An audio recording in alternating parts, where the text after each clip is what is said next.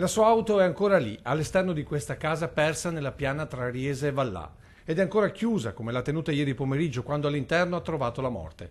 Georg Tinka, rumeno di 57 anni, da tanti anni viveva nella Marca. Dal 2016 era seguito dai servizi sociali dopo che la moglie l'aveva lasciato ed erano comparsi i primi sintomi di una tremenda malattia. Purtroppo soffriva da tempo di demenza, era un caso ormai conosciuto da tempo ai nostri servizi sociali. Fuori dalla sua macchina era disorientato e non funzionale e quindi probabilmente si è addormentato in macchina sotto il sole. E così l'hanno trovato nella serata di ieri, quando le assistenti avevano imboccato la laterale di via Carlarga per portargli il pasto serale.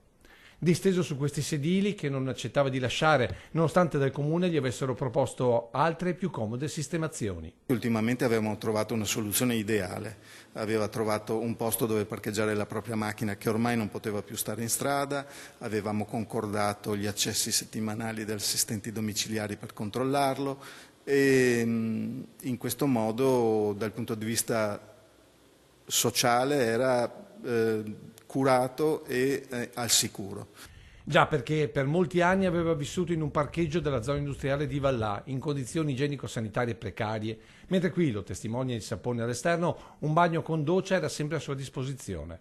Resta però il dolore per una morte che forse il ricovero, seppur forzato in una struttura sanitaria, avrebbe potuto evitare.